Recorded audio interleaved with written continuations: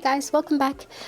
This is the second half to my fountain pen sort of unboxing and first impressions. In the last video I talked about the Platinum Preppy pen. If you want to go check that out, I'll put a link up the top and in the description.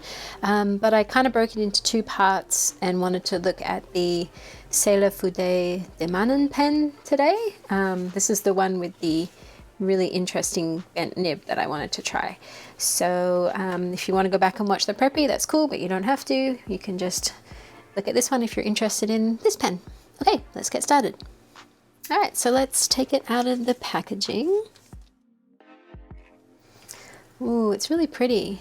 So this is a really, first off, nice looking pen. It looks sort of kind of stylish. The lid comes up. Oh, the lid is a screw-on lid, so you actually, mine was a bit loose, so I didn't know whether it was just a snap-on or pull-off, so it has these little threads here. So there's nothing particularly interesting inside the cap, and it has this tiny little notch here, so that when you roll it, it just stops, so it won't roll off your table, which is really nice. Let's have a look inside. So we're just going to unscrew this here. And let's see. Oh, there's two cartridges in here. Well, that's exciting. Oh, wow. And these are really interesting looking cartridges. They're just super square. The other cartridge that came with my, this one here, the Preppy, which is the only other fountain pen I own, is kind of this tapered look here. So, oops. Okay.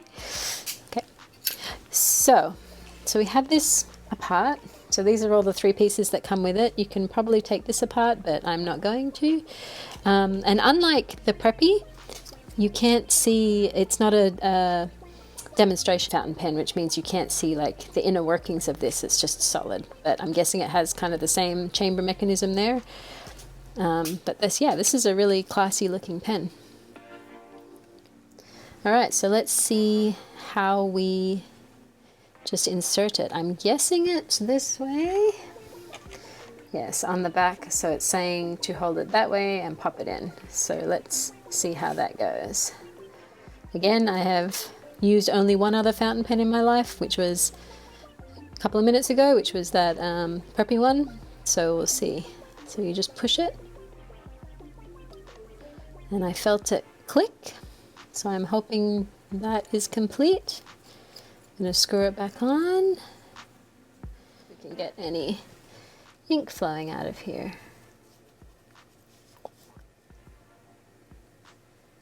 Yep, I've definitely pushed it in far enough. That was my problem with the Preppy. I hadn't pushed it in far enough, and so the ink wasn't flowing the way it should. So maybe we just need to give it some more time. Okay, so I left it upside down for a little bit, and we'll see now if we can get some marks. So the really interesting thing about this Fude De Mannen, or the Fude nib, is that it's bent. And that totally looks like you've bent it yourself. You dropped it and it bent, but it actually comes that way. And I believe that allows you to have different width lines, which sounds really cool. I think it's sort of like to mimic maybe a brush stroke. So let's just see what we can get out of this guy. Okay, so I'm just going to hold it like I normally would any other pen, any other fountain pen, the one other that I own. We'll see what marks we can get. Oh, wow.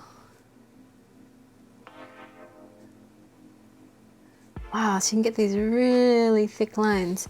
What if I turn it a little bit? No, so you kind of got to have it at the, oh, so you just got to tip it up to vary that. So the more upright the pen is, the thinner the lines get. Oh, but I like how you can get these, look, you can get kind of a thick and then a thin with these fast movements.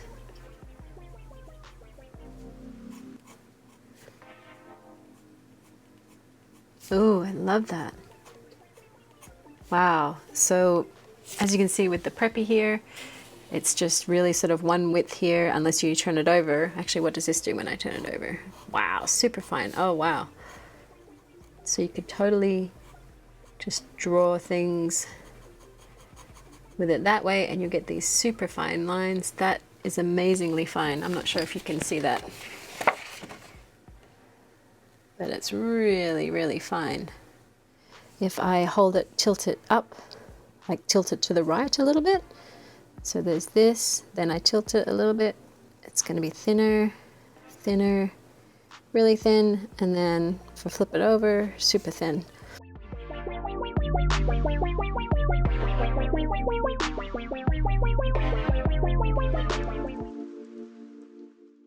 Well, I think this is going to be a learning curve for this pen.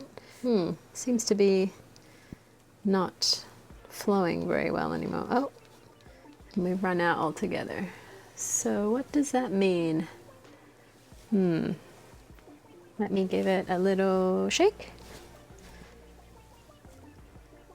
Yep, that seemed to do the trick. If anyone's got any tips, please put them in below. I honestly have not used any other fountain pen other than the Platinum Preppy, and that was just today. So that little shake seemed to actually do well, keeping it flowing. So how can I...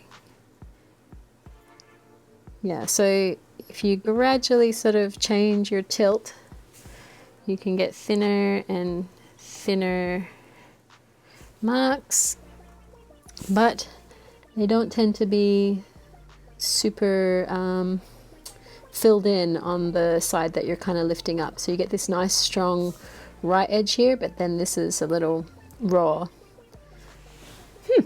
Interesting. Well, I guess let's draw a picture with it and see how it works out.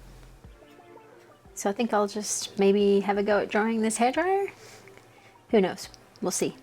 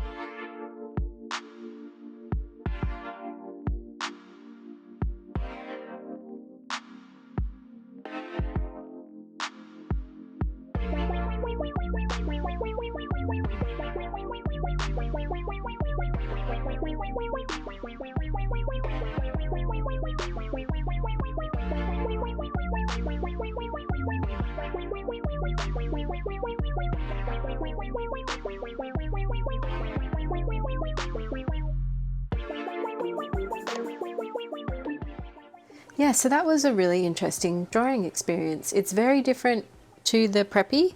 The Preppy is like super smooth and you just draw any direction and it's going to lay down ink.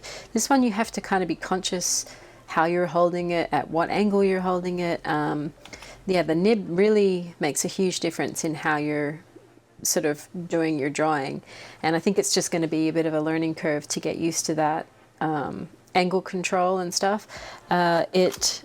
You can see here, you know, I started off kind of fine, and then, you know, here there's like a big thick line. I mean, I think it works for this kind of really rough and tumble kind of sketching here. The ink as well, I think, bled more than the ink in the Preppy. Even before I added watercolor, it was sort of bleeding into this paper. And mind you, this is, I mean, this is cheapy Arteza watercolor paper that has sort of one texture on one side and then no texture on this side. So this side in particular is a little, that makes the paints bleed a little more than the other side too. But I think in general it's a really fun pen to work with. I feel like it might be really good for like botanical stuff maybe. I'm gonna have to go out and about and see and just draw some more stuff with it and see how I feel. But I think it has the potential to really get some interesting effects. Yeah, and I think loading this guy with some carbon ink too would be a good idea as well, just so it doesn't bleed so much. But again, I really kind of like that look. I don't mind at all. So I hope you guys liked this little sort of introductory look at this Sailor Fude De Mannen pen. Again, I have no idea if I'm saying that correct. I apologize to the world if I'm not. Yeah, and if anyone's got any tips or tricks or anything just for fountain pens in general, or any fountain pens that they really like for sketching, yeah, put them in the comments and let's get a conversation going about, you know, tools that can help us create what we want to create. Yeah, so thanks for watching, guys, and I will see you in the next one. Bye!